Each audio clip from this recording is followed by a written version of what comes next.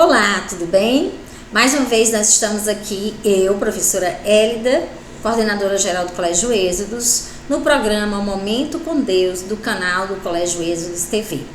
E hoje eu gostaria de meditar com você na palavra que se encontra no livro de Ezequiel, capítulo 37, versículos de 1 a 12. É uma passagem bem conhecida, uma passagem que eu gosto demais, certo? E Deus vai falar com você nesse dia, tá bom? Vamos lá? Ezequiel 37, de 1 a 12. A mão do Senhor estava sobre mim, e por seu espírito ele me levou a um vale de ossos secos. Ele me levou de um lado para o outro, e pude ver que um enorme número de ossos no vale, e que os ossos estavam muito secos. Ele me perguntou: filho do homem, estes ossos poderão tornar a viver? Eu respondi: ó soberano Senhor, tu o sabes. Então ele me disse: profetize a esses ossos e diga-lhes: ossos secos, ouçam a palavra do Senhor. Assim diz o soberano, o Senhor, a estes ossos: farei um espírito entrar em vocês e vocês terão vida. Porei tendões em vocês e farei aparecer carne sobre vocês e os cobrirei com pele.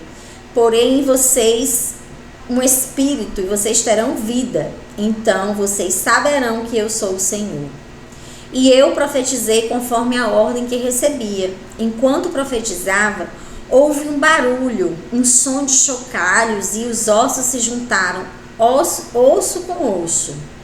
Olhei, e os ossos foram cobertos de tendões e de carne, e depois de pele, mas não havia espírito neles.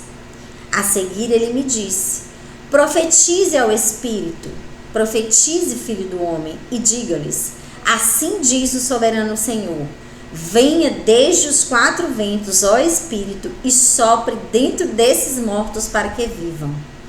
Profetizei conforme a ordem recebida, e o espírito entrou neles, eles receberam vida e se puseram em pé. Era um exército enorme. Então ele me disse: filho do homem, estes ossos são toda a nação de Israel. Eles dizem: nossos ossos se secaram e a nossa esperança desvaneceu-se, fomos exterminados. Por isso profetize e diga-lhes: assim diz o soberano, o Senhor: ó meu povo, vou abrir os seus túmulos e fazê-los sair. Trarei vocês de volta à terra de Israel. Amém? Hoje eu quero conversar com você sobre confiança em Deus. Como está a sua confiança no Senhor hoje? Como está o seu nível de confiança naquele que pode fazer todas as coisas por mim e por você? Recentemente eu me mudei, né? Eu morava numa casa que tinha 2 jardins, um bem grande na frente e um bem grande no quintal. Eu e minha mãe gostamos muito de plantas, né? E nós sentimos muito deixar aquela casa porque nós tínhamos que deixar o nosso jardim. Nós tínhamos um pé de amora enorme frutificando, nós tínhamos um pé de romã grande também frutificando, e nós tínhamos várias plantas de jardim mesmo, muitos crótons, muitas roseiras, muitas coisas. Para a mudança, a gente priorizou o quê? Vamos levar todos os jarros. Mas aquelas plantas que estão no chão, fica muito difícil da gente levar. Mas a minha irmã, que me ajudou muito na minha mudança, pegou os crótons mais bonitos que estavam no meu quintal, que estavam mais viçosos, tirou do chão e colocou num jarro para que a gente pudesse levá-los. Até aí tudo bem. No primeiro dia, ela transferiu, gente, 3 plantas. No primeiro dia, uma das plantas parece que não aconteceu nada. Ela estava lá da mesma forma que ela estava antes. Viçosa, verdejante, feliz, como se nada tivesse acontecido. As outras 2 não. No primeiro momento elas ficaram todas tristes. As suas folhas derrearam e elas ficaram ali, e isso já está mais ou menos com uns 15 dias. E agora o que foi que aconteceu? As folhas desses crótons começaram a cair. E a sensação que eu tenho é que eles não vão mais servir, que eles estão realmente morrendo. Um está praticamente sem nenhuma folha e o outro está mais ou menos nesse ponto, enquanto que um está lá viçoso, como se não tivesse acontecido absolutamente nada com ele. Tchela, por que você está contando isso? Porque na passagem que eu li hoje, ele vai falar de um vale de ossos secos.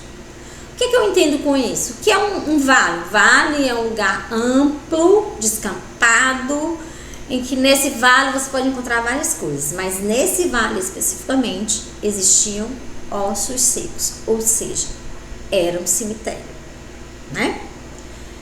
Alguns historiadores acreditam que essa visão de Ezequiel corresponde ao Holocausto da Segunda Guerra Mundial dos judeus, em que Hitler, nos seus campos de concentração, cavava inúmeras valas gigantescas e jogava os judeus lá e se jogavam produtos para que as carnes se decompusessem e ficassem somente os ossos. Isso é uma linha de pensamento. Mas o que eu quero falar com você não é sobre Hitler, não é sobre isso. Eu quero falar sobre vida em lugares secos. Quantas vezes nós vemos durante a história lugares altamente secos? Todo mundo conhece o que é um deserto. O deserto do Saara é um dos desertos mais conhecidos do mundo. Acho que todo mundo já ouviu falar do deserto do Saara. E ele realmente é um lugar extremamente seco. E nós podemos pensar o quê? Que é um lugar que não tem vida. E é aí que a gente se engana, né? Durante o Fantástico, nesses documentários que passam, a gente vê que existe vida sim no deserto. Existe vida nos lugares secos. E existe vida para quem se sente seco. Quantas vezes eu e você estamos como as plantas que foram trocadas da minha casa?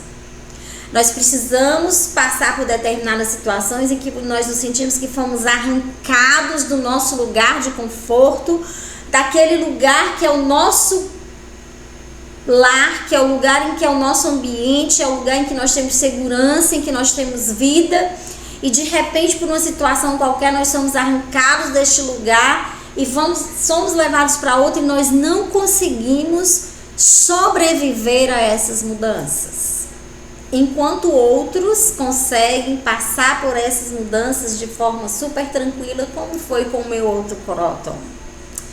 E o que eu quero dizer para você nesta manhã, ou nessa tarde, não sei em que horas você está assistindo, é que a promessa de Deus para mim e para você é que existe vida nos lugares secos. Não importa qual seja o ambiente em que você está confortável, em que você acha que está feliz, Deus sempre vai ter algo melhor para nós. E é interessante porque essa experiência da minha mudança agora foi muito difícil para mim. Por quê? Porque eu estava morando numa casa muito boa, como eu te disse, tínhamos 2 jardins, porque eu tinha um jardim na frente bem amplo, uma garagem bem ampla, e um quintal maravilhoso que dava para me construir, que deu para me construir um jardim também, né? E uma casa confortável, muitos quartos, bem arejada. E quando eu soube que eu teria que sair daquela casa, o meu coração se entristeceu de uma forma muito grande. Por quê? Porque no primeiro momento eu achava que aquilo que era tudo de melhor que Deus podia me dar. Então aquilo trouxe muita tristeza no meu coração, porque eu achava que eu estava no melhor lugar. Só que o tempo foi passando e Deus foi começando a tratar no meu coração. E Deus foi tratando no meu coração e foi falando que Ele sempre tem o melhor para nós. Embora eu não conseguisse enxergar naquele momento, tanto é que eu procurei várias casas e eu fui olhar algumas casas e não davam certo.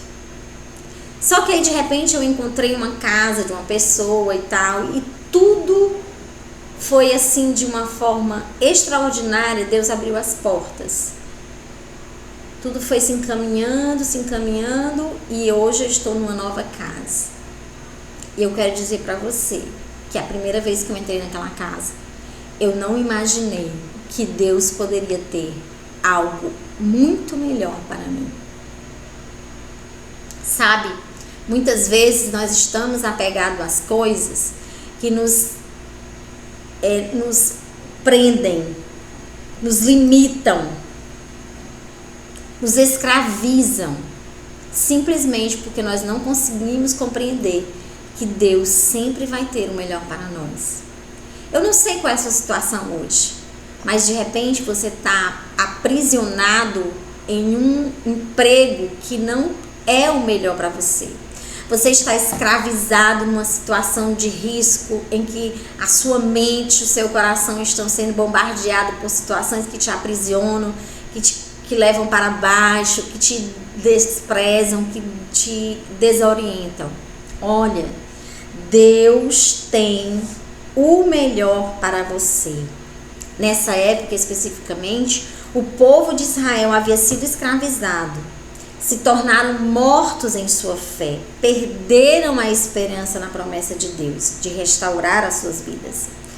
Eles haviam abandonado o Senhor e não confiavam mais nas promessas que Deus tinha para eles. Eles não confiavam e esqueceram da aliança que Deus tinha com ele. Espiritualmente falando, eles eram um povo morto. Pareciam com um vale de ossos secos. Mas o que nós precisamos entender é que o nosso Deus, ele é um Deus que traz vida. É um Deus que do nada ele faz tudo. É um Deus em que de um vale de ossos secos ele faz se levantar um exército.